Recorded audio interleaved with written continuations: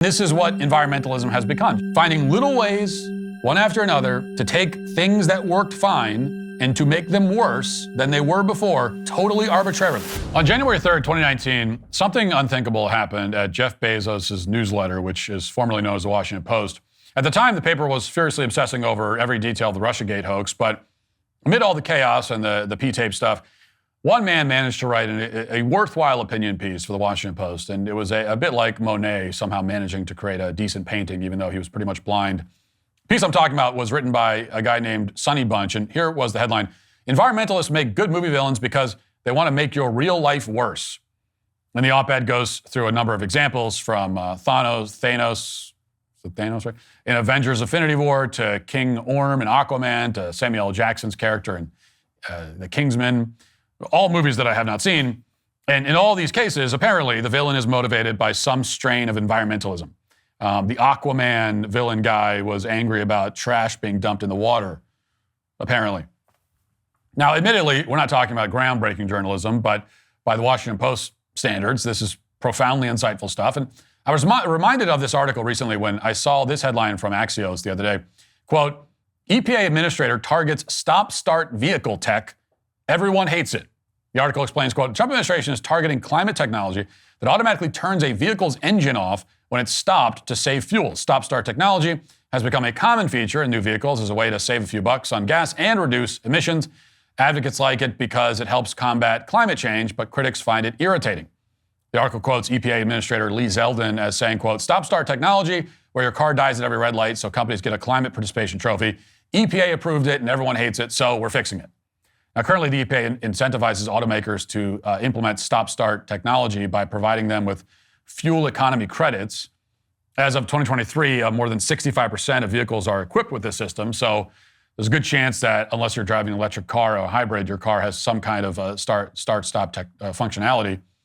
And if that's the case, you should disable it immediately if your car allows you to do so. And in practice, if you don't turn it off or if you can't, the start-stop feature works by shutting down your engine when you come to a stop for any length of time, like at a red light. And for those of us who can't turn this feature off, this is a source of constant unnecessary annoyance. Generally, it means that your air conditioning shuts off as well or doesn't work as well. And it means you're going to accelerate more slowly from a stop. And supposedly this is all worth it because it cuts down on greenhouse emissions, and therefore it stops the weather from changing.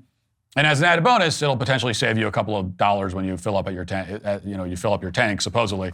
Now, in reality, of course, the start-stop feature, it turns out, does not change the weather or prevent hurricanes. And we know that because reports indicate anyway that hurricanes still exist. And it seems that the weather is still changing. And additionally, to the extent that it's saving you a few dollars on fuel costs, it's dramatically increasing the wear and tear on your engine and your battery. And replacing those components is a lot more expensive than spending a few extra dollars at the gas pump. An account called Honest Mechanic Colorado broke down some of the issues involved in this system. Watch. Number 1, oil pressure issues. Think about this for a second. Every time your engine starts up, there's a brief moment where oil pressure hasn't fully built up. In a normal car, this happens maybe once or twice a day, but with start-stop, we're talking dozens of times in a single commute. That adds up, especially on turbo engines where that hot oil is crucial for cooling. Number 2, battery and starter problems. Yes, these cars use special AGM batteries and heavy-duty starters, but guess what? Those parts cost way more to replace. I'm talking 2 times more than regular parts, and trust me, they don't last 3 times longer. Now, it's a worthwhile video because it goes through all the different ways that that the geniuses in the federal bureaucracy, decided that technology should be made worse. And so it's worthwhile in that sense, but you don't really need it. Common sense tells you that it can't be good for a car's engine to increase the number of times it's turned off and on by 500% or more. That's exactly what the start-stop system does. It introduces a huge amount of completely unnecessary wear and tear on a system that was not designed for it. There's also a safety problem here. The stop-start thing means that when you accelerate from a stop, there's a brief delay as the engine revs up again. And the delay may only be 1 second, but if you're making a left turn onto a busy road, for example, a second could be the difference between getting T-boned or not. And none of this is new. The people who created the systems like this all the way back in the 1970s understood that it would cause problems for people's cars, but they did it anyway because the country was experiencing a massive fuel shortage at the time. The Arabs implemented an oil embargo, which meant that gas stations saw long lines and fuel prices quadrupled. So this was pitched as a way to conserve gas, not as a way to save the planet. The saving the planet stuff is the new branding, and only people who have never driven a car in their lives and who don't understand how cars work would think that this is a good pitch. And in that sense, the start-stop debacle is the perfect expression of environmental activism, because it promises to save the planet when in reality it serves only one purpose, which is to make your life a little bit worse. Now, granted, it makes your life worse in a comparatively small way, but that's not the point. The point is that it's totally unnecessary. Your car engine is being destroyed more quickly, and you're sitting at a stoplight without AC for no reason. The old system worked fine. They changed it, increasing a daily annoyance in your life for no reason.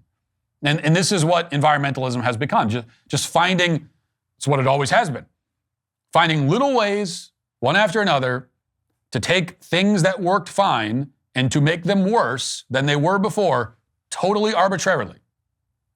And the way they play the game is that you can never complain about any of it because all of it individually is so small that if you complain about it, then they can always go, what are you freaking out about? It's this little thing.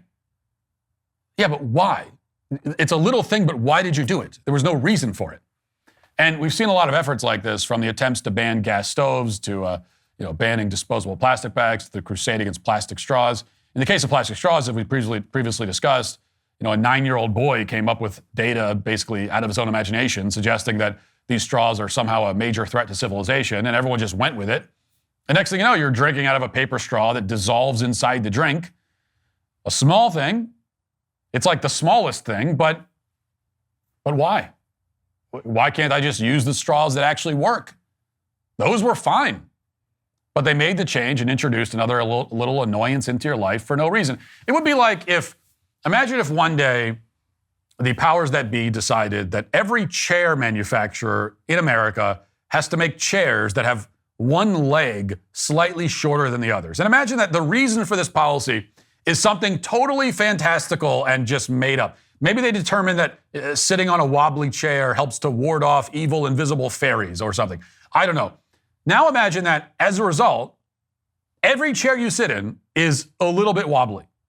Now, it's true that a wobbly chair is not a major crisis. It's not a huge problem in the grand scheme. If anyone asked you about the greatest struggles in your life and you said that wobbly chairs are at the top of the list, they would conclude rightly that you are the most pampered human who's ever existed. But even so, it would be extremely annoying and it would make your life a little bit worse if every chair was wobbly. And the fact that this was being done on purpose for some totally superstitious, insane reason only makes the annoyance exponentially greater. And that's what it is with these changes made to save the climate.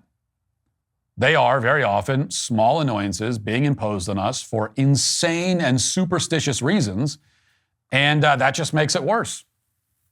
And there are dozens of examples of this. Another one is the effort to ban incandescent lights, for example, which doesn't get a lot of attention. And here's what streets used to look like on the left before environmentalists decided that incandescent lights are going to destroy the planet in 12 years. And that was, a lot more than 12 years ago. Planets, maybe that's why the planet wasn't destroyed, because they made the change. And because environmentalists stepped in and saved all of civilization, now pretty much every city block in the country looks like the photo on the right. We're now treated to this kind of fluorescent-looking office space aesthetic everywhere we go. City streets used to have kind of like a cool, moody feel to them. Now everything looks like a hospital hallway. And when you confront environmentalists about this, they will say that LED lights can actually display any kind of color and that it's absurd to want light that's less bright, and the picture on the right looks better anyway. But the left is much warmer, it has more character, and a lot of people liked it. So why do we have to change it everywhere? Walk down the street on the left and you might be inspired to become the next Edgar Allan Poe. It's contemplative and distinct. And walk down the street on the right and you'll feel a little like Bill Lumbergh wondering where the TPS reports are. There's really no comparison. Now, is the Trump administration going to fix streetlights next? We can only hope. But for now, they have done the nation a great service by moving to end the absurdity of these start-stop systems in automobiles. And we should end all of the little revisions that environmentalists have made to our lives against our will. They are small things on their own, but together, they make our lives a little bit worse for no reason. And also, as a matter of principle, environmentalists should just simply never get their way about anything ever. And that is why the inventor of start-stop technology, along with every other environmentalist who wants to make our lives worse, are today canceled. If you'd like to see what else I have to say, you can access my full show by going to dailywire.com or by going to the Matt Walsh Show Twitter page. Hope to see you there. Godspeed.